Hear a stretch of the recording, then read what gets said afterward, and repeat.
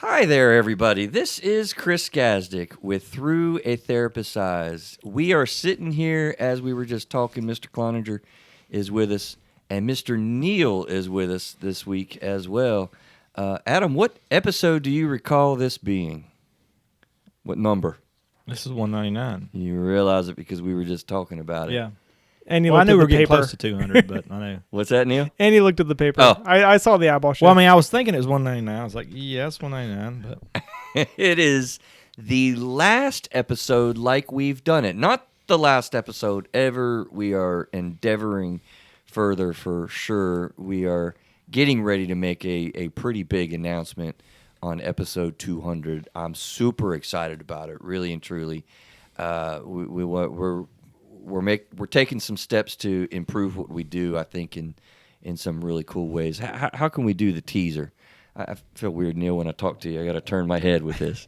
Just act like you're looking at the screen and just pretend that's me. I was thinking that's what I was going to do, yeah. But how should we tease that? Any other cool way we can tease it? We're going to get more insights from more therapists.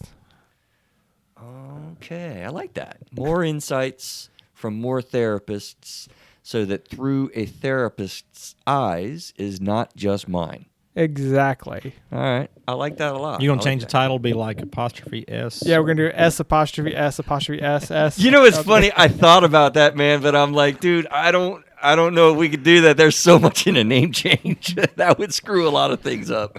We'll just keep it the way it is because we'll kind of more or less singular kind of thing. So, Okay. Plus I don't understand the English language. I don't know exactly when to put the apostrophe on which side at what time. So Oh, I got this. Courtney's going to be proud of me, man. It's when a name like Chris, maybe I know because it's my name. Just put the apostrophe at the end. Yeah. S. Well, so when your name or the proper noun ends in an S, you just put the apostrophe. When you do not have an S, you have to put the apostrophe S. And I'm certain I'm right. But then what do you do with plural? Because it's therapists' eyes. So would we Wait, just it would move, be just an would we S. just shift over? Yeah, it'd be just an S apostrophe. Right. So yeah. So we could change the logo. That's all it is. It's just a logo change.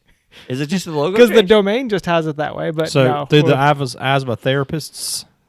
through a therapist's eyes. Yeah. All right, okay. Something like Okay. Well, we could digress. But yes, Okay. well, there's going to be some changes coming. That is a bunny trail for sure, isn't it? I am Chris Gazdick. He is Neil. He is Adam. And we've got an awesome episode, I think, on a topic that catches hopefully your eye because it is something that we all do, procrastinate. In the subtitle there is, do you want to stop this? Because I think that people get very, very frustrated about the realities of how this goes. And I think you're really going to enjoy, like, the different angle that I haven't really thought a lot about procrastination clinically until I was doing this show prep and really thinking about it. I really landed on some fascinating things about how and why this happens and really myths about it. So I think you're going to enjoy this one. Got that book out, Rediscovering Emotions and Becoming Your Best Self. It isn't a new book, but it's still a good book. How about that? Does that come out all right? Sounds good. Yeah. Welcome to us Through a Therapist's Eyes, where you get personal insights directly from a therapist in your own home and personal time in your car. Realize it's not to deliver you therapy services in any way. We still got contact at throughatherapist'seyes.com where you can contact us, interact with us. We love engaging you. Neil, I got to talk to you. We got a really cool Facebook Live email that was asking me questions, and I'm actually going to jump on the phone, I think, with them to kind of help, with some thoughts. So that was cool. So people do it, you do it, and we'll all learn. The human emotional experience, let's figure this thing out together, is what we do endeavor to do. So let's talk about procrastination. I'm not going to put you on the spot, Neil. I'm going to ask you some questions and stuff, and I wanted them to be a big part of this particular episode for a nice conversation that the three of us will have. But and the reason why I won't put you on the spot is because this is something that we all do. This is definitely not just you. But you were the genesis of the show. Do you want to introduce what happened and why we did the genesis of this? You don't understand. Like, if you look at procrastination in the Urban Dictionary, my picture's next to it. That's I not literally, true.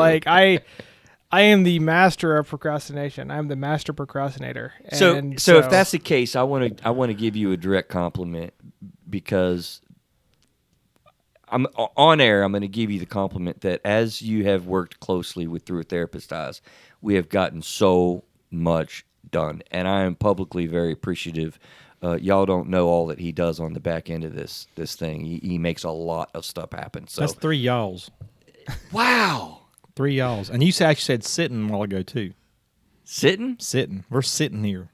Is that a Southern thing too? Yeah, sitting. Sitting. When you take Sitting. that G out, yeah, you got Sorry. a little. Oh man, no, I I appreciate tried to call you that. out and interrupt you, just I had to. I appreciate it. How do you set it up, Neil? Do what? Set it up. How did we come to this? Probably just because you kept saying, "When's my stuff gonna get done?" And I was like, "I'll get. It's on my list. I'm working on it. I'm working. I'll get to it. Yeah, I'll get to it. Yeah." And so, I mean, it's just the reality that, yeah, there are certain things that I have struggles with just knocking out. You know, just making those hard choices, and just, well, for me, it's a hard choice. For a lot of people, it's like, oh, I'll just get it done. And me, I'm like, well, let me do this first. Ah, crap, I got something else, and I move on to the next thing. So that was part of the thing we brought up. It was like, this is my natural behavior, my natural tendency that I've adapted into of, I just put things off until I absolutely have to do them. You know, it's funny that as you're talking, when I was looking at these things, I don't know if I was honest with you on the Facebook Live before we started these mics for the show, or if I just said it during the show. I haven't thought a lot, to be honest with you. I have not thought a lot about the clinical applications of procrastination in a therapy relationship. It's not something that I've really done a lot with, you know, like in my office. So maybe I should be, but I hear you saying things that in my show prep and looking and thinking about this topic that I thought about and began to really. So as we go through, like, and you just said a couple of them. That's why I'm tripping out a little bit right now. But we'll get to it. We'll get to it as we go. I told you I'm the king of procrastination. I know all about it, and I know how to do it well. See, I was wondering where you can go with this procrastination thing, because I mean, sometimes I don't think of something being procrastination. What do you mean? Because that might be. Well, I mean, some of what I was just alluding to. Yeah, that's what I'm getting at, because you're saying you haven't really thought about it from a clinical standpoint, and I'm kind of curious, how is procrastination a mental health issue? Because, and I'm going to tell you, I now believe that it is. Last week, I may have agreed that it isn't.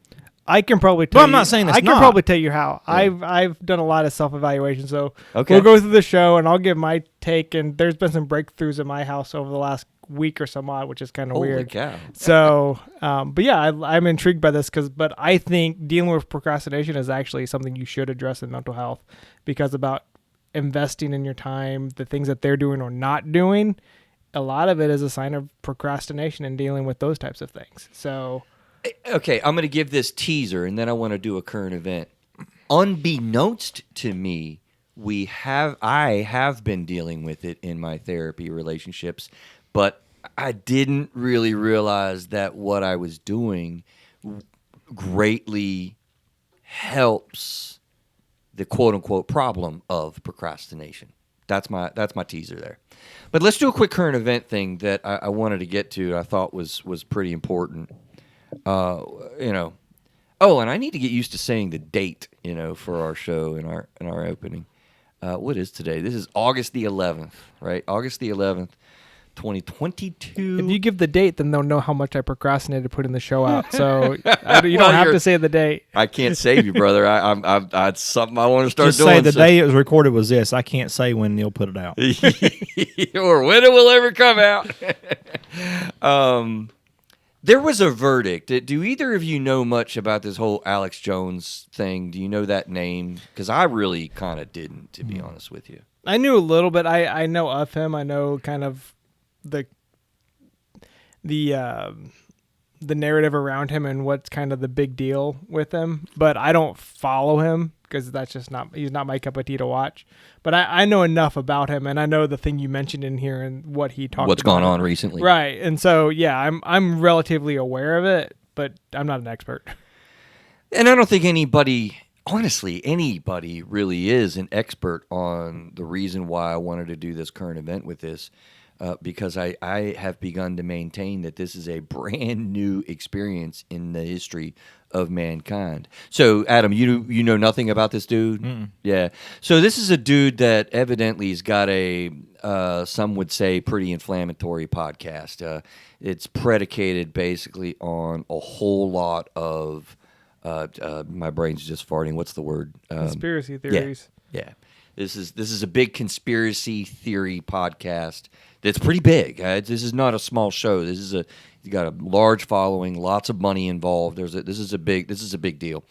But he just got pretty much nailed in the litigation process that's been going on, where the families of the Sandy Hook school shootings were awarded he had to give him like, I don't know, $3-4 million. It was like $47 million total for all the families. Yeah. I saw that after I got this. By the way, this is on the daily podcast dated 8/8/22. Well, if you want to dive more into where we're going with it, because we're going in a different direction.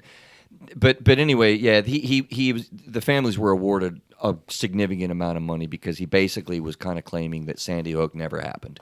These kids weren't killed. Yeah. It was a made-up fake news Actors hoax. and stuff like that. And there was a thing where these were the families that came forward were consensual actors to portray what happened that never happened and this kind of thing. And I don't know. I wasn't there to see if anything happened, but it certainly seemed like it did. And they were vindicated and awarded this huge penalty. So what this does in my mind, and we do in the States, we've got a lot going on right now yet again with all the political stuff that's just been a bombshell, with Trump and Republicans and Democrats. And we've talked about on this show before. Laptops, Biden, that's true. There's so much going on again, and people are so riled up again. And this whole idea with fake news and dissemination of information, how we get our information, what goes on, that just blows my mind with all the conspiracy theories, and I find major mental health impact. And that's my take. Major mental health impact. I'm going to remind you again, I've been doing this since 95. I say it's true. I have never experienced these types of world events, short of maybe 9/11, coming into my therapy office as regularly as they are. And I'm amazed at that. And I think so. You're having people bringing in current events and telling you they're like, I don't know what to do about this. Yes, like a lot. And the levels of anxiety that are about this, and the depression, and the angst that people have, the stress threshold that people are carrying, I just have not seen that before, particularly specifically even with politics. So, what do you think so far? Any thoughts that you want to add? I think a lot of it's a breakdown of trust. You don't have that, like we talked about. There's no Walter Cronkite that gives Massive. you that news. Yeah, just the news, right? Just no the opinion, news. just the news. Yes. So you have that breakdown of that establishment that people trust, whether it was the news or the politicians. Like, no matter what side you are, where you are, there's so much information out now, right?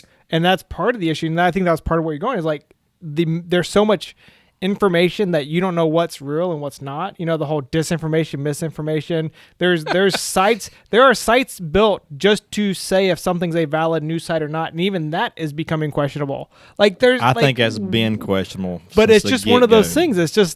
But it's more relevant now. People are learning. Wait, you have a source now that can prove something false, easily. Before it was like something happens, everyone believes it, and then a year later, wait, we found out it was not true. Finally, that whistleblower gets out, or that article gets out.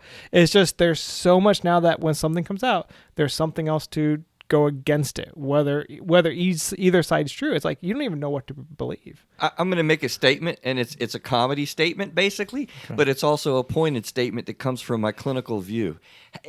Question mark. Have we become psychotic about the news? And I'm going to say yes. Yeah. Yes. Yeah. We are psychotic.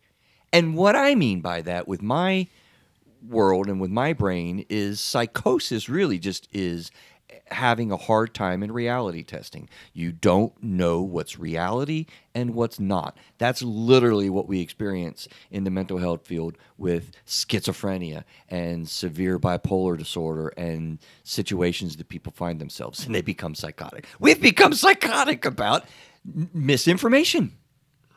And ignorance is bliss. So, Go ahead. Yeah. Oh, I mean, it can be that just not knowing about it is a good thing, but now it's not only the stuff you know about, you don't know is real or not. Right.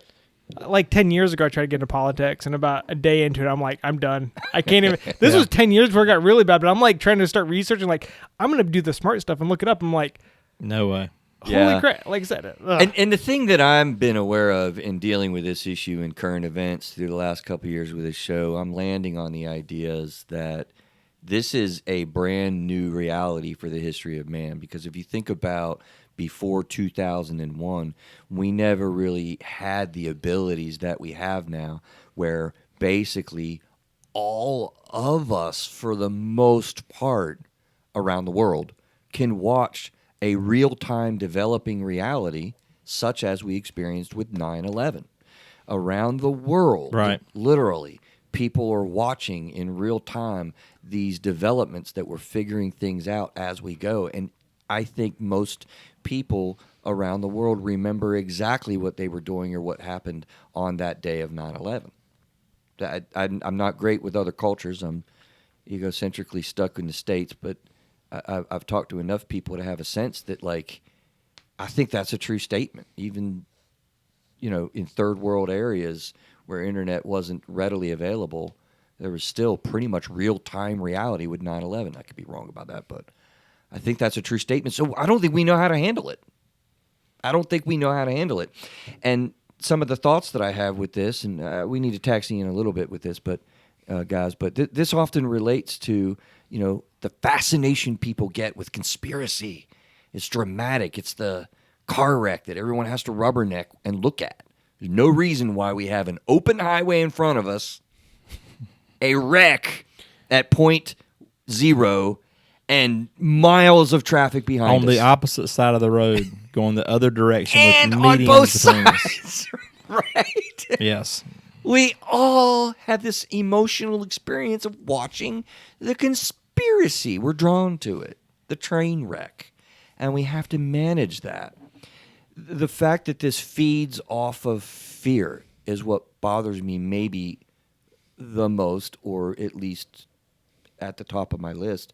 It's just feeding on people's fear, and it works.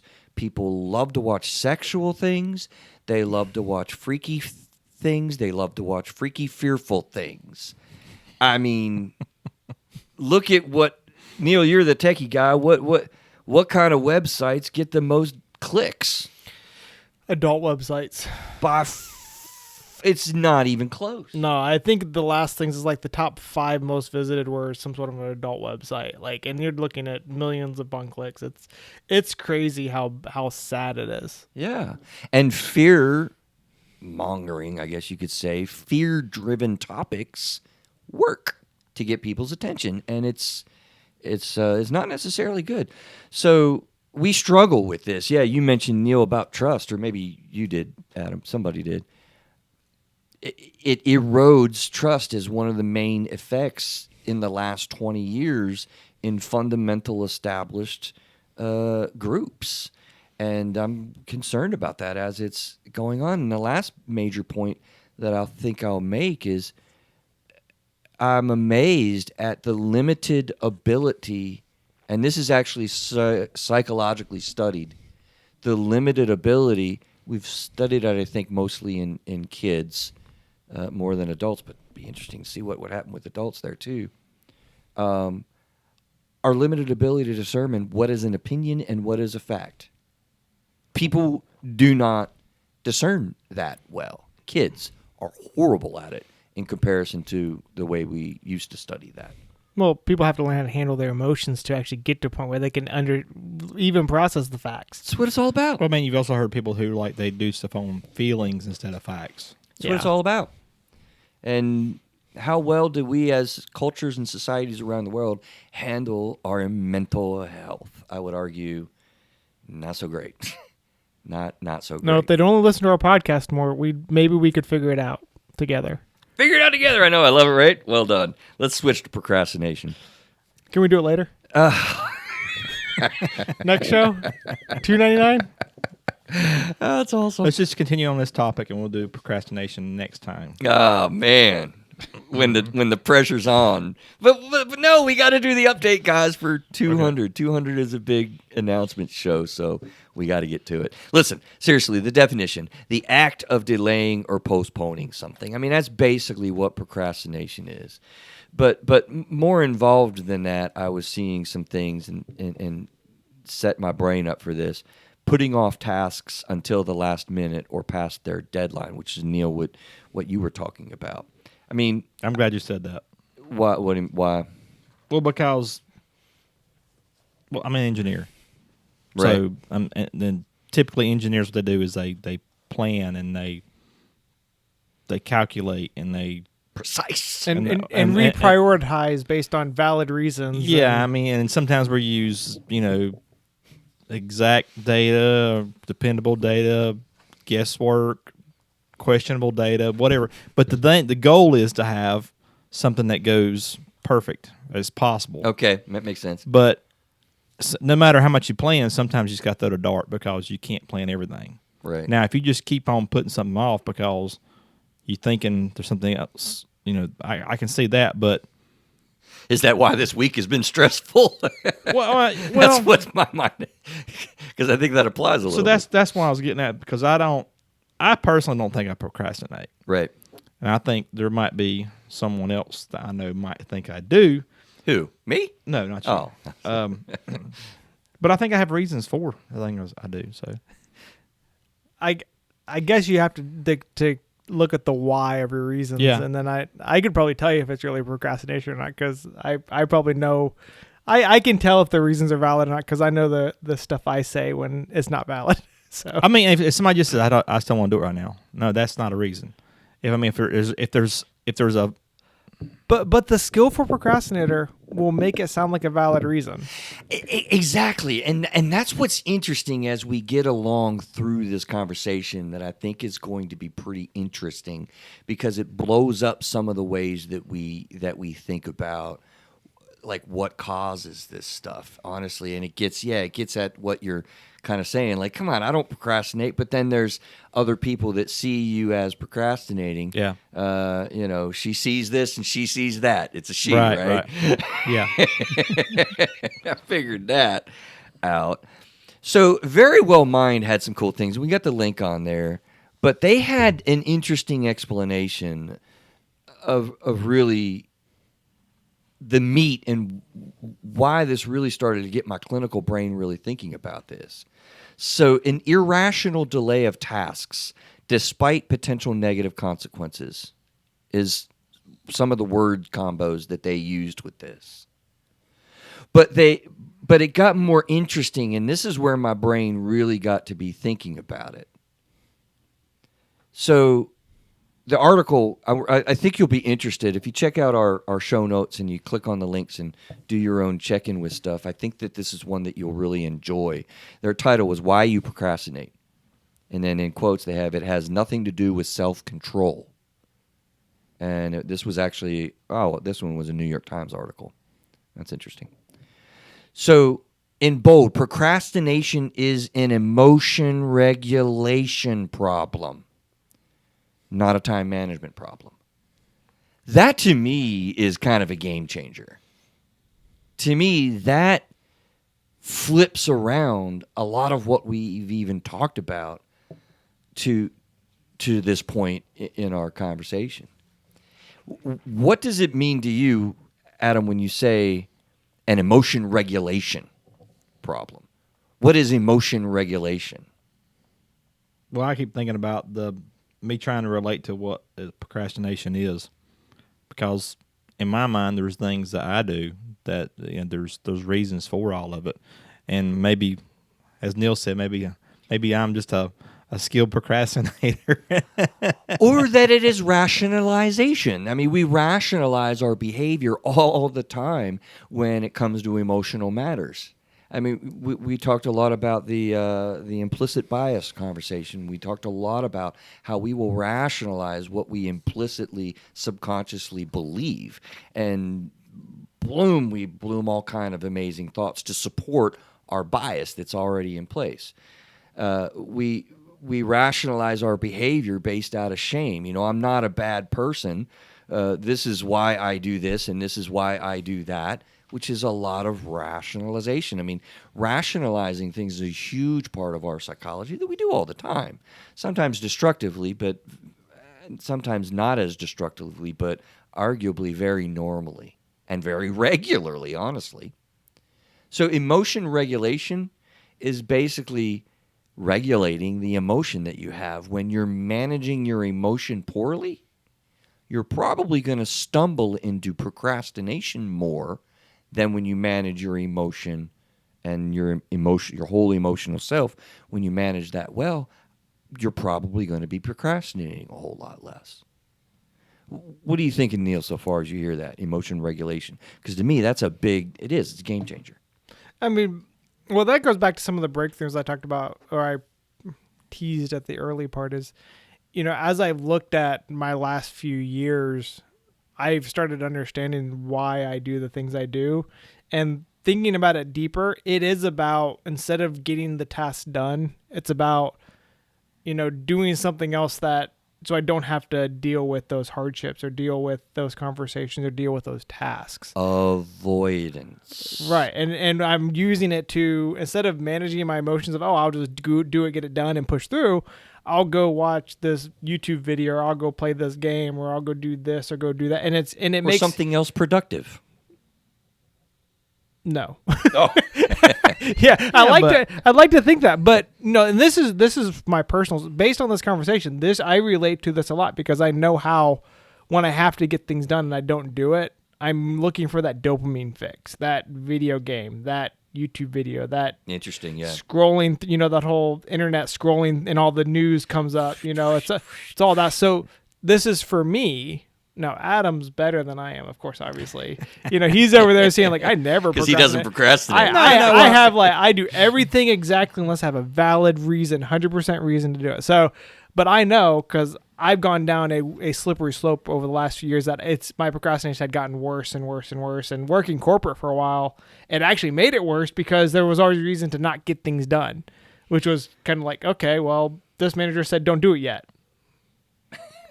And that was one of those things that kind of opened up that door for me, that just without emotional regulation, I just got to get these things done and move on to the next thing. But see, everybody always has something else to do, or there's always something that needs to be done. So, I mean, like, and you know how I am about giving examples. There's been times where I went kayaking with Chris when I needed to repair my deck. Is that procrastination? I don't think so. Did you initiate it? Initiate the going kayaking? The event.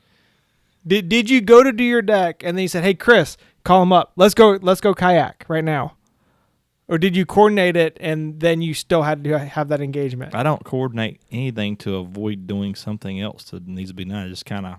It just happens. It just happens. I mean, it just happens. But that's the idea, that if you're like, hey, I got to do my deck, let me go see if someone wants to go kayak with me, because I really don't want to do it. No, I don't do that. That's the difference, versus where you initiate it to get out of work versus you making plans with someone, or they initiate it with you. Like, I got to do this, but he wants to go hang out, and my friendship with Chris is more important right now than my deck, because it'll be there tomorrow. That's a factor, but I wouldn't make that a differentiator.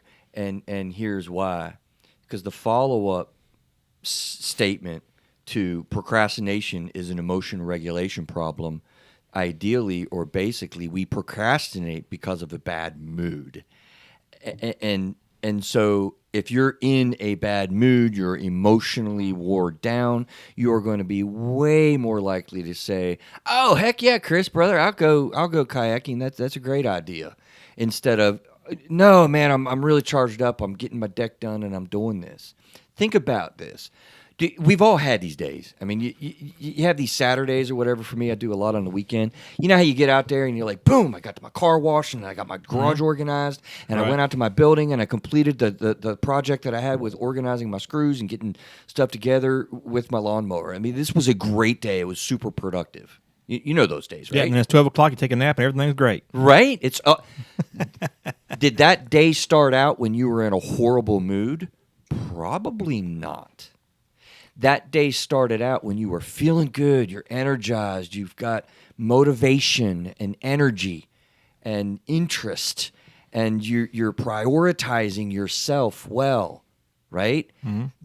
That leads to being really productive in a period of time. And I never really kind of realized that.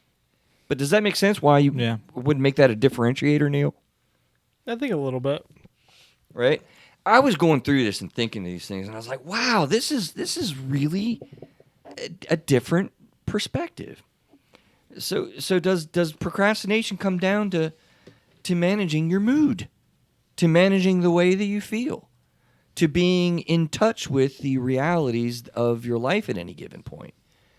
When you're wore out and you're stressed out and you've had a tough week, we might be able to do a study with this, and it's probably been done, I'm just not aware, that would lead to an unproductive weekend, probably a high percentage of the time. Because you're starting the week out, you're wore out. But is that always bad? Because sometimes you might just need downtime because of the things that cause the bad mood. Sure. Is some choices of procrastination a healthy choice? Okay, probably so. But does that really capture, kind of like you were saying, Neil, the spirit of what procrastination is? Remember, irrationally putting off tasks that are over a deadline or approaching a deadline. That's a rational thought that you just presented. I'm wore the hell out and I need to rest. Yeah. Sure. But I'm wore the hell out and I got to get this stuff done this weekend, and dang, it just didn't happen. I binged on Netflix for 4 hours and got caught up on, Picard, which is it's a good show. Not so great of a show. It's all right. I think it's a good show. You like Picard? Yeah. Do you really? Yeah. What season are you in? No, I'm not watching anymore. Because you stopped. No, I don't have that kind of service anymore, so I could. Oh, you got it. You got out of the channel. Yeah, I got stuck. I watched it until that, and I was like, yeah. I got stuck and I couldn't get back. So let's blow up some stigmas in procrastination. Really, ask yourself, what does this issue say about the person who procrastinates? So, Adam, when you see somebody, we all know these people. They're heavy procrastination offenders. We're going to leave Neil out of this, but what do you see or what do you think about those types of people? Like, what is it? Somebody that you've worked with, somebody that you're buddies with, or somebody in your family, somebody in your circles, Your children. Your children, for sure. This affects a lot of academics. I wasn't even going to go into the topic of academics, but this is a lot of college, high school. I was in household chores too. Yes, kid. Well, I mean, I guess people could say lazy, but that's a thing. I don't. That was first on my mind. They're lazy people. Anything else come to mind? Maybe having difficulty making a decision. Poor decision maker. They suck at time management. They're unreliable. Yes. Right? Yes. Neil, anything coming to mind? I think, I know I have the notes, but the unmotivated, that whole thing about, they'll get to it later or whatever, blah, blah, blah, let me watch my shows or, I think unmotivated is one of those that I think of. Sort of like lazy.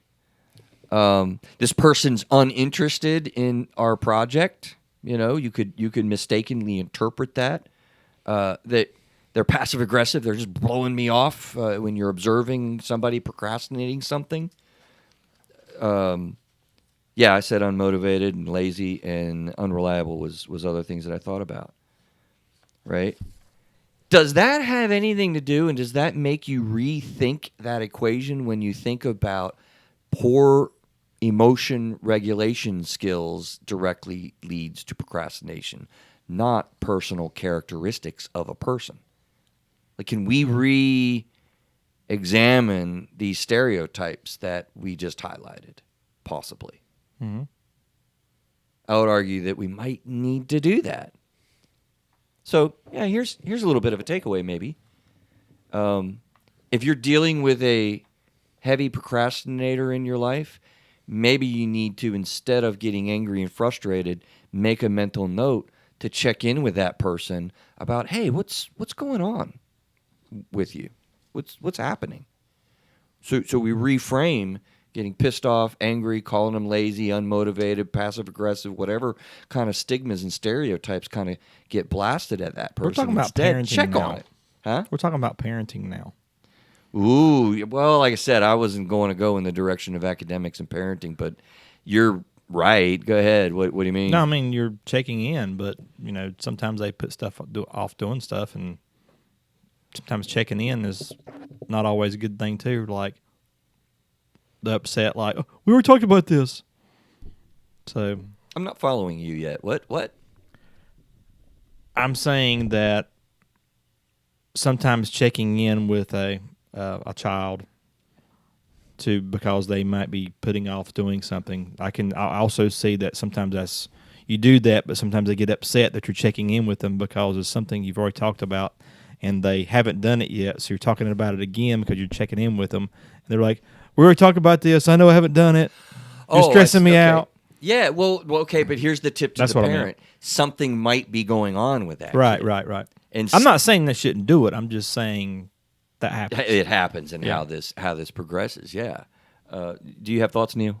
I can't see you in my peripheral. I thought he was there ready to say something or not. Well, no, I think that does go back to the emotional management. If they're not getting things done, why are they not getting done? And it's your job as a parent to check in. Yeah. And you should see that. I think that's a great tip where you talked about, like, if you have a friend or someone you work with that keeps putting things off, think of it from well, they just don't know how to manage their emotions. Something else could be going on.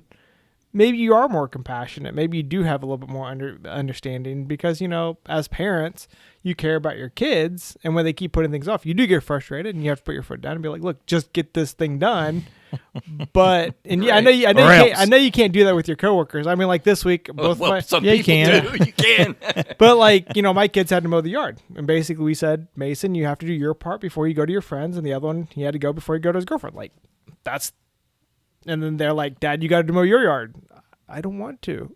Right. I did finally do it this week, but yeah, I think that's a big, you do have to, I think thinking that shift in pattern of procrastination for other people, I like that idea because it does change how you present yourself. And I know as a procrastinator, if Chris, you're mad at me because I haven't put the show out, I'm going to get worked up and I'm just going to wait another day or two to push it out because I'm going to get so stressed. And now it's interesting. And now you've got an additional component, right, of interrelational problems that begin to occur that have nothing to do with the topic, and it has everything to do with the conflict that you and I could have blew up at each other, whenever that was that this was up a few months ago or something. And we didn't. We handled it, but it adds to the emotional distress. And I feel like we handle our business and our relationship pretty well, and so we avoided that type of a thing. But boy, if we were to get into that, that probably would have doubled or tripled any kind of procrastination problem because now we've added the layer of interpersonal relationship problems. Yeah. And now we're talking about marriage, Adam. Right? Yeah. So here's a note that I want to point out in word of caution or warning, right? How about when we take these stigmas and we place them, so horribly on ourselves, right, that we can run into problems. So there's an interesting effect that really happens to even further negatively infect our mood, by the way, when you start saying these things about your dang self or believe them about yourself. It's a misguided, misrepresented, and underdeveloped representation of yourself. Internal emotion regulation is the point, not that it creates regrets, and it deflates your self-esteem. You begin to create even more stress for yourself. You begin to blame yourself and throw this on to yourself. You can even begin to be connected to physical issues and illnesses. Burdening it. We were just talking about interpersonal relationships and creating different resentments and stuff. Man, this really can blow up when people get into bad states of emotion regulation, which creates procrastination. And pay attention to the way I said that. Rather than this really blows up more problems with procrastination. I'm going to say it again. This really blows up even more problems with emotion regulation, which increases procrastination. So it's a nasty cycle that you can get into. It's a nasty, cyclical, growing, progressive burden. I mean, this stuff can weigh people down when you get into this whole process. Making sense? Yeah, so you're saying like somebody's putting something off because they think that they can't accomplish something or for whatever the reason is, and then now they're starting to say, well, it's because they're starting to have thoughts that it's because of me, that this is the reason I can't do it that way, and it's making it worse. It throws it on yourself. Right. You start believing things about yourself that probably really aren't true characteristically, but emotionally you start getting into a tougher and tougher spot, and it results in more procrastination. Right? Neil, what do you think about that? What are you hearing? No, I won't do that to you. I love hearing two non-procrastinators try to describe this because that's funny about this because, like I said, there's a lot of self-journey I've learned. This is my life right now. I don't think you guys understand that. You guys Maybe don't. not. You guys don't realize that this is with everything I have going on. There's things that I need to do that I don't do, and then it's this vicious cycle of now instead of one thing, now there's five. Right. And then I get stressed because I'm not getting it done, and then I'm dropping the ball on a customer or someone I'm working with or someone in my. No, you don't understand. I've let things build up a lot. There's a lot of things I procrastinate on, and I have to deal with the consequences, and then I feel bad because I didn't get things done and I dropped the ball for certain people. Yeah. So it is a very cyclical, damaging effect. And one of the breakthroughs that my wife and I had is I took care of the yard this week. You have that in here, which is funny because literally that's something I have not been doing. It's the backyard behind my fence. So you were looking ahead? Yeah. Yeah. Well, I just saw that because that was the part, and they can't see my backyard. The lawn police can't see it because of my fence. Thank God. Oh, gotcha. Yes. But there's that, and there was something else we did. I went to the store that night versus trying to put off the next day, and I told Marv, said I made the adult decisions to get things done. And while we joke about it, it's that reality of just getting things done that need to be done, so that way the next day when I have to work, and then I also need to go to the yard to the grocery store because my wife's working too. It's like right. It's always those things, and so it's making that, like I said, we're calling it an adult decision, but really it's just finally doing the things I need to get done and getting that crap over with. And so it makes my life easier because it's done, even though I maybe didn't want to do it at that time. Well, this may be too much, and if you don't want to go further with this question, I don't want to step on your toes and ask something that I shouldn't. So feel totally free and clear to decline. Just say we can no. even delete it if need be. What's that? I said just say no. What? Yeah, just say no. Have you noticed then in any regard, like when you think of emotion regulation then, though, has anything kind of come about differently that you're aware of, like in the last, really few to several months? Well, yeah, of course. Most of the last little bit, it's become, like I said, I'm seeing that conscious effort to not, like I said, not get things done and do something else that just has less stress, that it's easier for my mental capacity. It's easier for my time wait a minute. No, I mean something different. What I'm asking you is, let me ask it in a different way that's more direct. Again, you can decline to answer. Do you feel you're handling emotional realities in your life better than you used to handle them? Is that clear?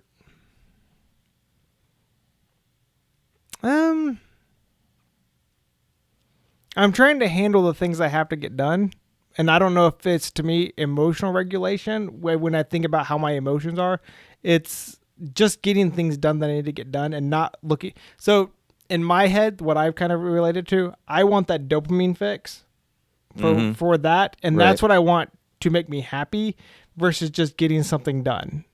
And so that's the emotion, because I want the happy juice. I want that dopamine. And so that's my happy juice. I love that term. That, to me, that's where I found that I'm turning to in these moments, instead of just getting something done, creating that report, diving into that problem. It's about, let me just get that happy juice so I can supposedly make it through my next task, when I never really get to my next task because 30 minutes go by, 45 minutes, an hour goes by.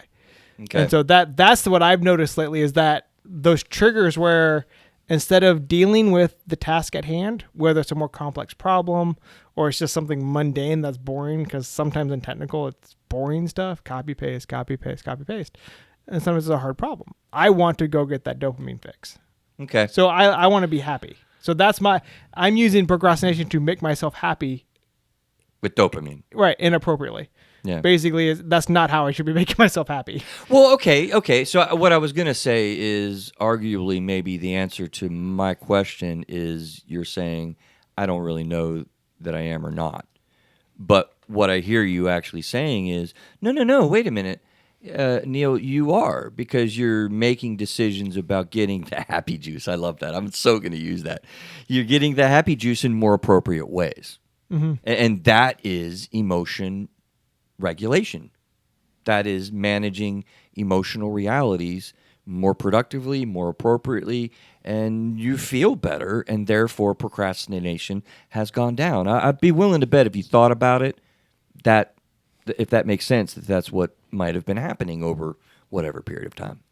Yeah, I could see that. And I know a lot of stuff that's been put on my plate lately, there's more external deadlines to get things done. And so it's I've had to push past that point. Right. Like I said, this is something, to me, if I look back at it, ever since I started corporate, it was always the procrastination got worse, because every time I do something, and then it just led me building the habit to get my dopamine fix versus getting this is done. Changing our thinking a little bit, what I really dove into with this, because people might say, oh yeah, I operate better with deadlines. Well, so arguably, to decrease procrastination, create deadlines for yourself. But I'm saying now, I wouldn't have last week, but now I'm saying, well, hold on a minute. Would we be more productive in making procrastination changes in our life if we, instead of create something external to ourselves like a deadline, and instead really look internally about how we're managing emotion, like where we're getting our dopamine jumps from, that is more effective at decreasing procrastination? It is fundamentally different. And I've never really thought of that before that way, honestly. Does that make, what are you hearing, Adam? Does that make sense? I'm just thinking how I handle stuff. Yeah.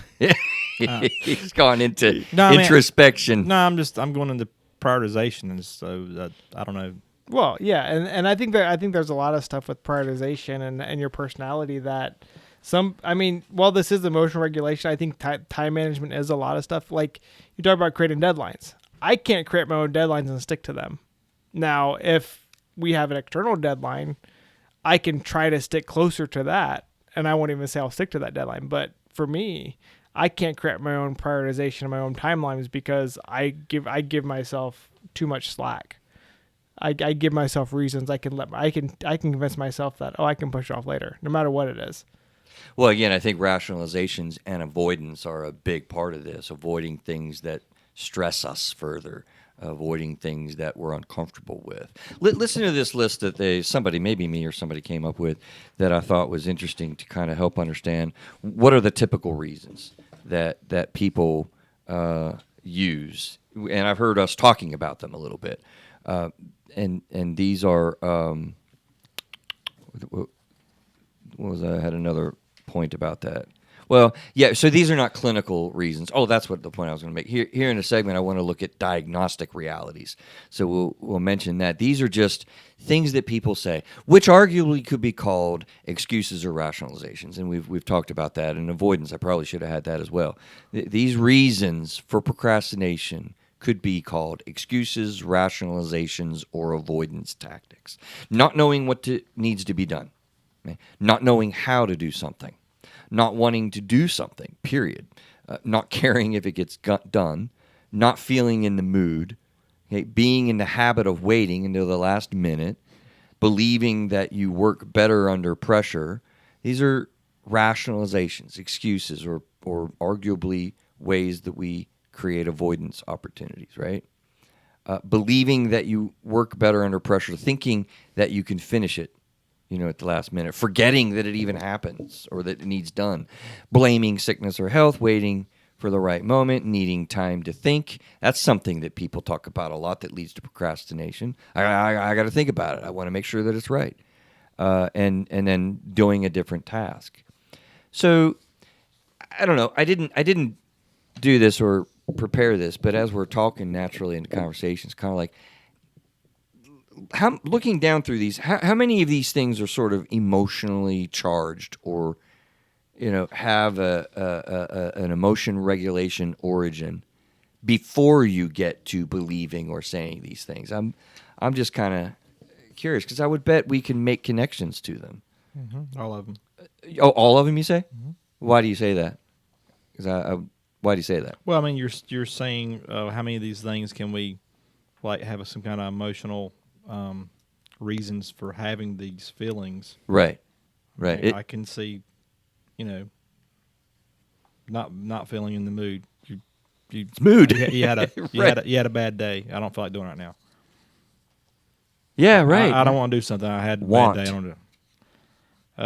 Fear of not knowing, so that holds me away. Don't know what to do. Well, if you don't know what to do, then it's kind of hard to do it. So, waiting for the right moment, taking an action. Yeah, no, I absolutely. I mean, I hadn't thought of that, but dang, yeah, if you look at these are typical reasons people cite that they procrastinate, I think this new way of thinking about being unskilled or less skilled about managing our emotional selves, that's going to lead to more procrastination. I do. I think that's just a bit of a game changer that is fascinating. Okay, dang, it's already 50. Okay, so we need to fast course a little bit, because I want to get to what do we do to manage this. Okay, really short. I'm not going to spend a lot of time on this then, but I began to really think about, and it was in the article too, how specific diagnostic realities in mental health are also a part of this. So I thought of this earlier, Adam, as you were saying, well, now we're talking about parenting, right? And you're like, do I want to check in, and how does that work? Well, you know what? Sometimes when you see a kid that's heavily procrastinating, that actually can be very much related to an unknown or undiagnosed, arguably the word medically, right, in mental health, a medical mental health reality. And so check this out, amongst adults and stuff too, by the way, but depression, the real symptoms of depression lead to some of these things that you and I just agreed, Adam, support these excuses. Diagnostically, you have a lack of motivation. You have a lack of interest, meaning interesting things to you just aren't interesting when you have a clinical issue of depression. You have a sleep issues, so your energy itself goes down. You're stuck in a sad space and negative thinking. Even simple tasks will seem daunting, like brushing your teeth when you're depressed. How much procrastination do you think you're going to have when you're in a depression episode? For goodness sakes. It's going to explode. Just literally to the point I've had clients not able to maintain employment because of this. Talk about severe procrastination. How about anxiety, right? Fears and feeling overwhelmed. That happens with anxiety. Negative thinking, again, perpetuates. You get consumed with some types of worry. Worry kicks in. If you're worrying, are you doing? Arguably, no, right? Foggy brain happens with depression as well. When you're just not on sharp, your mind's not sharp. You're foggy. The facts just don't come to you. Like, I'm struggling with words right now. It's a little bit of foggy brain. You get a lot of that with depression. You get a lot of that with anxiety. And then perfectionism, consumed with worry and consumed with, I have to get this perfect, so I'm just going to put it off. These are real things with anxiety, and specifically OCD, especially with perfectionism. The fear of making mistakes. I want to do it right. I don't want to do it wrong. Or doubts that I'm going to get it right. Let me build up myself to get the right time, the right thing, the right, all of that. This creates such, when you have these issues kind of going on, such manifestation of struggling emotion management. ADD, of course. With ADD, you get distractions, you start doing other tasks. Diagnostically, you don't finish the things that you start. I mean, so boy, like I say, if in my world of clinical diagnosing, I just see how this totally sets up, or it can help you identify people in your life that might be struggling in a way that you never really realized. If you switch your thought with that takeaway a little while ago, this person that I know that's a heavy procrastinator, well, why? What's going on? Let me really check in with them. You might actually dig in and find that they're really struggling in some way that seems completely unrelated to what you're frustrated about with procrastination. Okay, I know that's clinical stuff, but is this making sense? Is this... And I think one thing you can do to look at too is like if you do have a coworker or family member that has been one way, and then you see that shift into procrastination, coming at it from, oh boy, that's a great point. Why? Thinking about why, because there's a lot of times when you might have a coworker that Sure. top of the game, and next you know, What they're happened? missing deadlines, and you have to, and that goes back to understanding the emotional side and looking at possible anxiety, depression, what's going on, and having that compassion to ask them. And so sometimes if you come into the relationship later, you just think they're that way, but people who know them before are like, yeah, this guy used to be top of the game, blah blah blah. Or your kids like, yeah, they were a straight A student, they go to a new school, new teacher, or have new friends, and then everything drops. Well, why? Why are you not getting your stuff done? What's going on? And knowing That's that, an excellent point. That kind of goes back to, you see the implications of the mental health concerns that lead to that shift. So that's something to think about if you see that change in people, where they go from productive to procrastinator.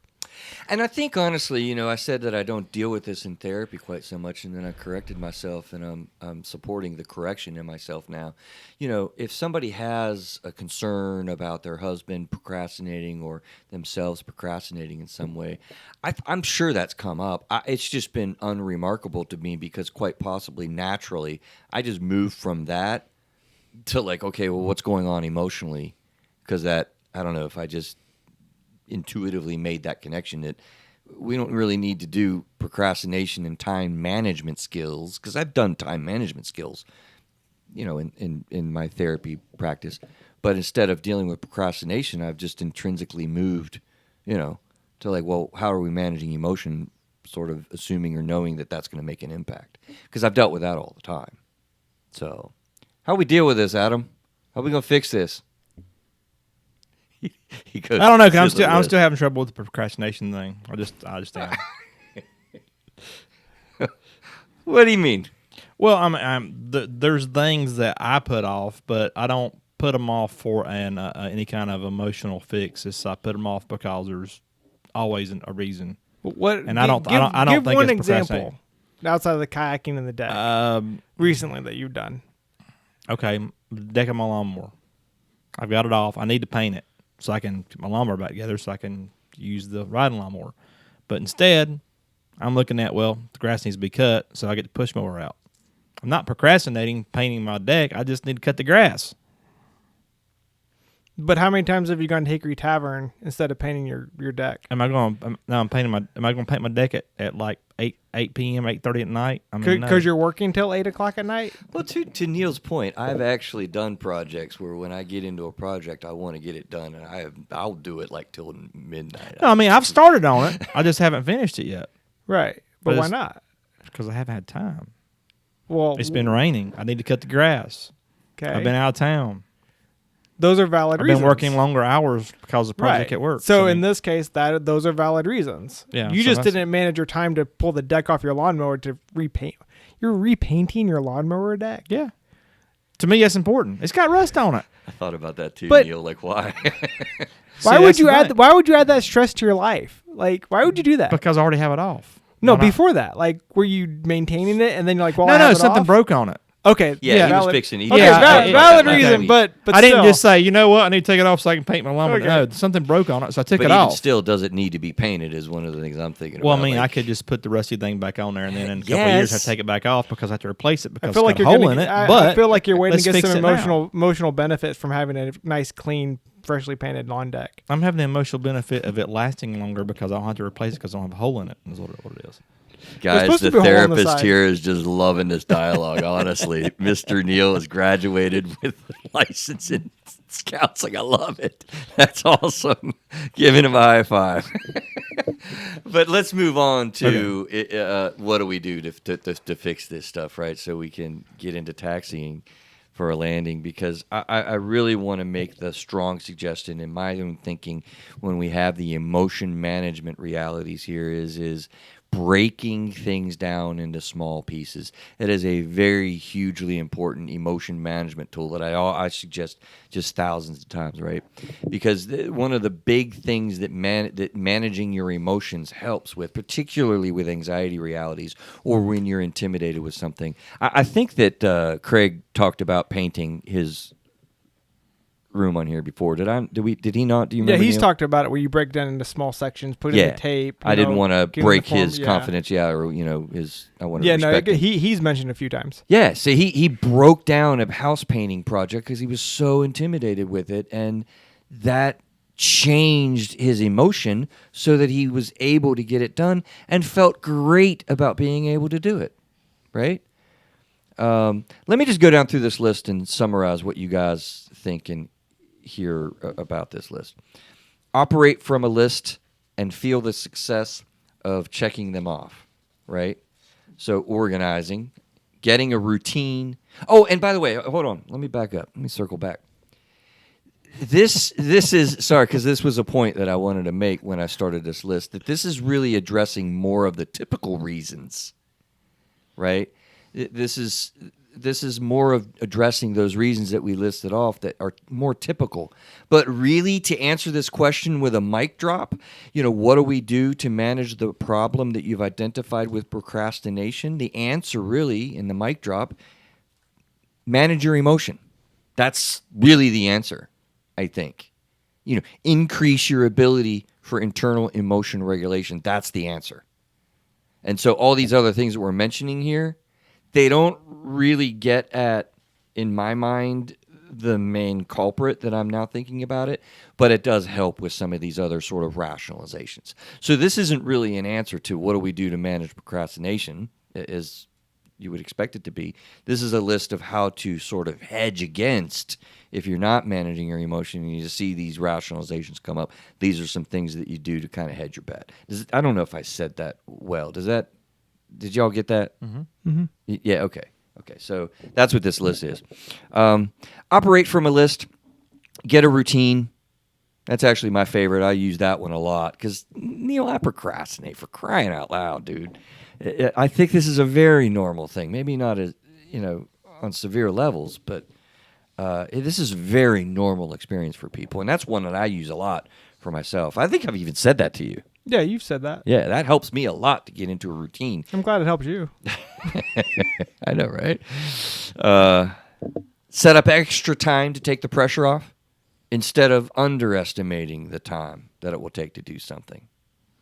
Literally, this sounds corny, but say a confidence-building statement to yourself in your own head. I can do this. I am a good enough person at landscaping. I can handle technical problems on computers. I've done this before, whatever. Build yourself up. You'll find yourself doing better. Ask questions when being assigned a task. This addresses I don't know how to do it right. I don't know if I'm going to get it wrong. I'm going to screw it up, or it's not going to be perfect. Well, ask a lot of questions when you're getting a direction from your boss or your employer, and so that you get as much information as possible. That'll help calm you down, right? Know that you don't need to be perfect. That is a huge one. The lawnmower doesn't need to be perfect. I can just drive it around with a hole in it and rust it to death. I literally did that with the last lawnmower that I owned for about several years before I got a new one, and it worked fine, dude. Set reminders for priorities. highlight the importance of mundane tasks to yourself and understand that there's great value in those tasks. So those are some of the things that I think that was a combined list from myself and the article that I was operating from and stuff. But so what do you guys think? Do you think we've changed a perspective on what procrastination kind of operates? I mean, Adam, you're struggling over there still? Yeah, to me, I'm hearing what you're saying. Procrastination has to deal with if you're putting something off because you just don't feel like doing it, and because it's a mental thing, and then I can see that being negative. But again, I like doing stuff, get it right. I know you might say OCD, perfectionism. I want things right. That directly. If you don't have time to do something once, you don't have time to do it twice. So you do it right. That's how I do things.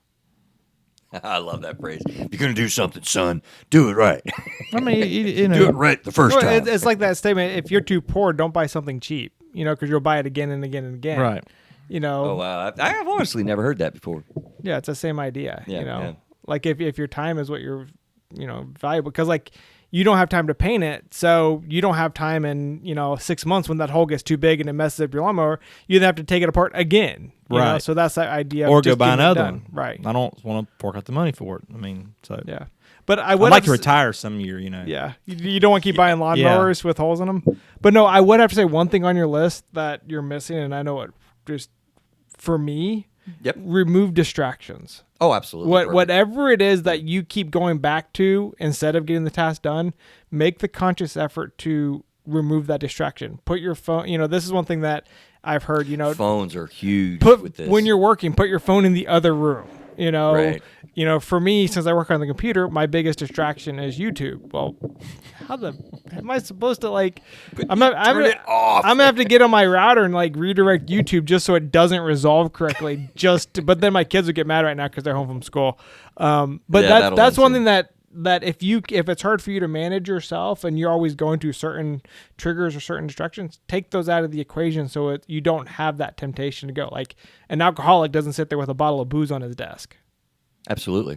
Yeah. Right. And so that's one of those things. We talked about that recently with Dan Gass. Right. And part of it also is there's that weird, you're supposed to be compassionate for yourself. There's also a point where I'm going to contradict that, kind of like what Daniel said in the other thing. Just tell yourself, just don't do it. You got to stop giving yourself reasons why you move forward. And that's what I've had to tell myself lately is stop giving myself reasons to get out of it. Stop, just be a man, suck it up, and just get it done. Well, yeah, I mean that's defeating the regulatory, the dysfunctional regulatory aspect of rationalization. Yeah. Think about the way I said that. Right, you're kind of saying just suck it up, Buttercup, get it done, be a man, make a decision, move forward. Right, move forward. Well, you're preventing the destructive dysregulation of emotion though that way. And so that kind of goes back to say confidence building statements. I'm like that's kind of, but I'm like to me it's like for my personality that's like just go do it. Like stop being a baby, just get it done. Yeah. So to me that's my confidence building statement because I give myself too much slack and it's just I have to stop. So. Gotcha. Closing thoughts, Mr. Clowninger? I'm good. All right. Listen, we are wrapping up. Hopefully you've gotten a little bit of help and new thinking about the issue of procrastination. And, boy, we've got a big announcement of episode 200. We may be taking, we are, I think. We've talked about that, Neil, right? Like a few weeks break. We're not procrastinating. We're building. It's planned. It's planned. It's purposeful. It's part of our strategy. Not very long. I would say probably not more than a month, right? Yeah, I think so. Yeah. So we'll be firing it back up. We're going to take a little bit of a break and fire really up cool things. In episode 200 will be the announcement. All right. So thanks for hanging with us, guys. Take care. Have a good week is what I usually say. Maybe it's have a good month. All right, take care and be well.